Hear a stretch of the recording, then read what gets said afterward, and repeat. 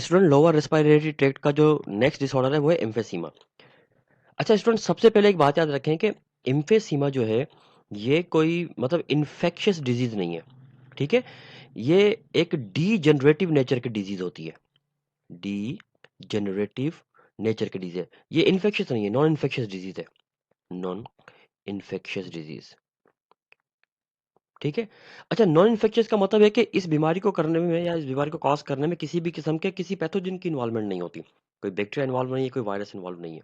ये degenerative nature की disease होती है। अब ये डी नेचर की डिजीज का मतलब ये होता है कि इसमें अल्वियोलाई जो होती हैं वो रप्चर और डैमेज होना शुरू हो जाती हैं, ठीक है। ये डैमेज या रप्चर होना शुरू हो जाएंगी, और अल्वियोलाई के डैमेज या रप्चर होने के बाद वो दोबारा से फिर से रिकवर नहीं हो पाती, जिसकी वजह से वो डीजनरेट हो जाती हैं। और अल्वियोलाई जैसा जैसा कि आपको पता है कि ये हमारा रेस्पिरेटरी सरफेस एरिया है, तो इससे हमारा रेस्पिरेटरी सरफेस एरिया रिड्यूस हो जाता है। रेस्पिरेटरी हमारा सरफेस एरिया जो है वो कंटिन्यूअसली क्या होता रहता है, रिड्यूस होता जाता है, क्योंकि वो तो डैमेज हो रही है। अब सवाल ये कि ये डैमेज करता कौन है, ये कैसे होती है, क्या खुद ब खुद हो जाती हैं? इसमें सबसे अहम जो पार्ट जो चीज प्ले करती है वो है प्रोलॉन्ग्ड स्मोकिंग, प्रोलॉन्ग्ड स्मोकिंग, ठीक है। अब प्रोलॉन्ग स्मोक मतलब कोई सिगरेट पीने का आदी है, स्मोकिंग किसी भी नेचर की किसी भी टाइप की स्मोकिंग करता है और काफी सालों से कर रहा है, तो ये स्मोकिंग फाइनली रप्चर कर देती है हमारे अल्वियोलाई को। इसके अलावा ये जो स्मोकिंग है, चाहे एक्टिवली हो या पैसिवली, मतलब ये खुद वो जानबूझ के स्मोकिंग करता हो या उसके साथ लोग स्मोकिंग करते हो, या फिर वो किसी ऐसी जगह पर रहता है जहां पर धुआं बहुत होता है, तो वहां पर दोनों सूरतों में ये प्रॉब्लम हो जाएगी। इसके अलावा बाज़ औक़ात ये एलर्जी से भी हो जाती है, यानी एलर्जिक रिएक्शन की वजह से भी हो जाती है। ये फ्लू की वजह से भी हो सकती है, या किसी को पोलन ग्रेन से एलर्जी है तो, या फिर कोल्ड ठंड की वजह से भी ये हो सकती है। तो किसी भी वजह से एम्फेसीमा हो सकता है, और एम्फेसीमा में जो रिकवरी नहीं होती। अच्छा, एम्फेसीमा जो है ये बिलोंग करता है सीओपीडी ग्रुप से। अब सीओपीडी का मतलब है C for chronic, O for obstructive, obstructive, P for pulmonary और डी फॉर डिजीज। तो ये बिलोंग करता है ऑब्स्ट्रक्टिव पल्मोनरी डिजीज से, क्रॉनिक।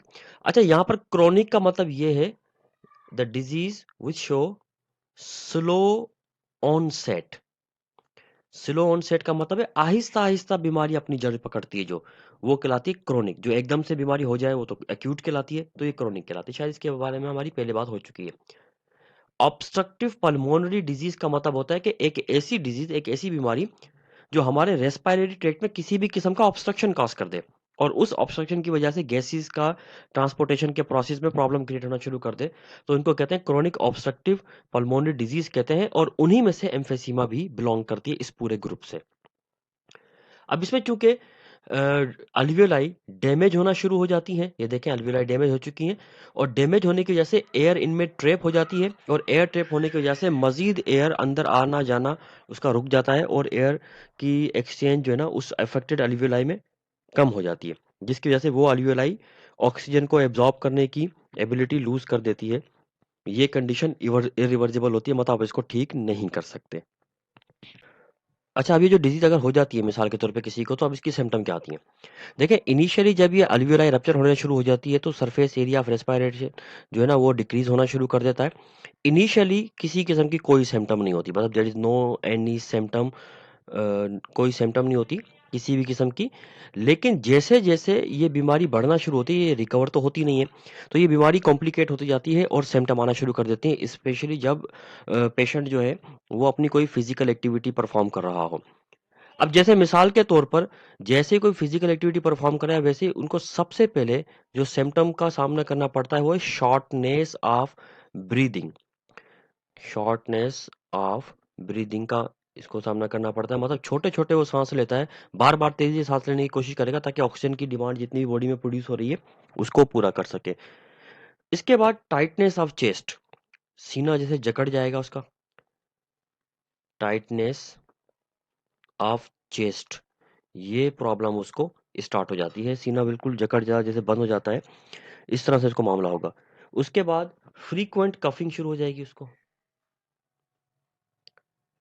फ्रीक्वेंट कफिंग, और इस फ्रीक्वेंट कफिंग के साथ म्यूकस भी डिस्चार्ज होगा, विद म्यूकस डिस्चार्जेस, ये म्यूकस भी इसके आना शुरू कर देगा, तो ये भी एक इसकी बड़ी एक अहम सिम्टम होती है। इसके अलावा वीकनेस होना शुरू हो जाएगी और वेट लॉस होगा, वीकनेस होगी और वेट लॉस होना शुरू हो जाता है। अब फर्ज करें कि ये सिम्टम जो थी वो तो आ गई, अब इस मामले को ट्रीट कैसे किया जाए, कैसे इस मामले को हैंडल किया जाए। पहली बात तो ये कि रिकवरी नहीं कर सकते, कोई भी रिकवरी वाली मेडिसिन नहीं है कि जो मुकम्मल तौर पे फिर से इस कंडीशन को रिवर्स कर दे, ऐसी कोई भी ऐसी मेडिसिन नहीं है। हम ये कर सकते हैं कि इस प्रोसेस को स्लो डाउन कर सकते हैं या मजीद कॉम्प्लिकेशन से बचा सकते हैं। जैसे मिसाल के तौर पे बाज़ औक़ात इसमें एंटीबायोटिक्स को दिया जाता है इस प्रॉब्लम में। अब आप कहेंगे सर एंटीबायोटिक को देने का कोई जवाज़ ही नहीं बनता क्योंकि इसके कॉजेटिव एजेंट में कहीं पर कोई बैक्टीरिया तो है ही नहीं। लेकिन पोस्ट इन्फेक्शन को या पोस्ट कॉम्प्लिकेशन को बचाने के लिए इसको एंटीबायोटिक देना ज़रूरी हो जाता है। इसके अलावा ब्रोंकोडायलेटर्स दिए जाते हैं ताकि रेस्पिरेटरी ट्रैक्ट जो है वो डायलेट हो और ऑब्स्ट्रक्शन खत्म हो जाए ताकि सांस लेने का प्रोसेस थोड़ा सा इजी हो जाए। इसके अलावा स्टीरॉइड्स दिए जाते हैं कि कहीं पर अगर कोई स्वेलिंग वगैरह हो गई है रेस्पिरेटरी ट्रैक्ट में तो वो भी क्योर हो जाए और ये स्टीरॉइड जो है ना स्वेलिंग को रिड्यूस कर दें। तो एंटीबायोटिक यूज कर सकते हैं ताकि पोस्ट जो इन्फेक्शन कॉम्प्लिकेशन हो सकती है नहीं इसके अलावा बैक्टीरिया कोई कॉम्प्लिकेशन ना क्रिएट करे, इसलिए दी जाती हैं। ब्रोंकोडायलेटर दिए जाते हैं ताकि जो ऑब्स्ट्रक्शन प्रोड्यूस हो गई है उस ऑब्स्ट्रक्शन को खोला जाए और रेस्पिरेशन का प्रोसेस थोड़ा सा ईजी हो जाए। और स्टीरॉइड इस वजह से दिए जाते हैं ताकि उनकी किसी भी किस्म की कोई स्वेलिंग हो तो वो स्वेलिंग ठीक हो जाए और ब्रीदिंग का प्रोसेस एटलीस्ट जो है ना वो आसान हो जाए।